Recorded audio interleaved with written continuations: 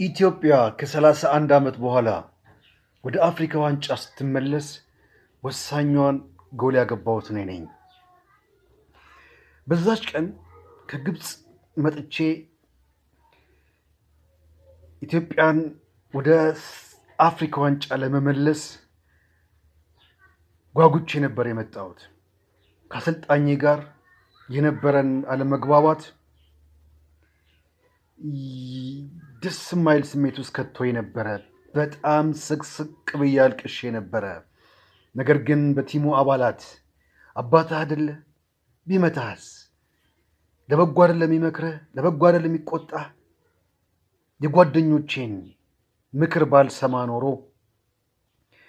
ኢትዮጵያንም አሰልጣኝንም ሀገሬንም ወደ አፍሪካ መድረክ እንድትመጣ እድሉን ባላገኘው ነበረ። ኢትዮጵያውያን አሰልጣኞች ለራሳቸው በስብዕናቸው የማይከበሩ ከሆኑ ወረድ ባሉ ቦታ እየተገኙ ስብዕናቸውን ዝቅ አድርገው ከስፖርተኞች ስብዕና በታች ሆነው ቢሆን ኖሮ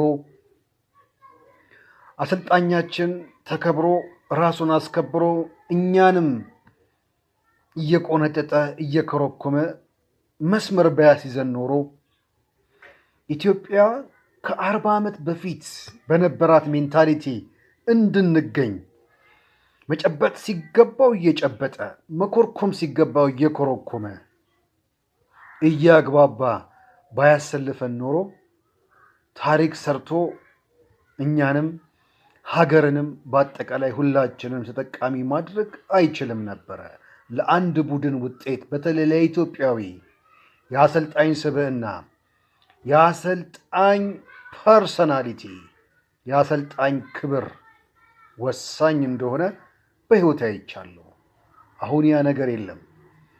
ምንድነው አሰልጣኙ እዛ ሜዳ ላይ የሚነጫነጭብን? ብር ያልሰጠው ተጫዋች ካለ እባካችሁ ብር ስጡት፣ ሰላማችንን እናገኝ የሚል ስፖርተኛ አምበል መስማት ባልቻልን ነበረ። እንደ ታሪካችን ውለን እንዳናድር የአሰልጣኞቻችን ስብዕና አደጋ ውስጥ ከቶናል።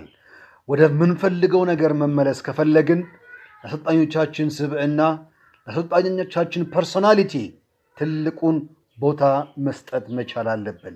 ተከብሮ የማያስከብረን ምንም እንደማይጠቅመን በተግባር አይቻለሁ። ይሄን እመሰክራለሁ።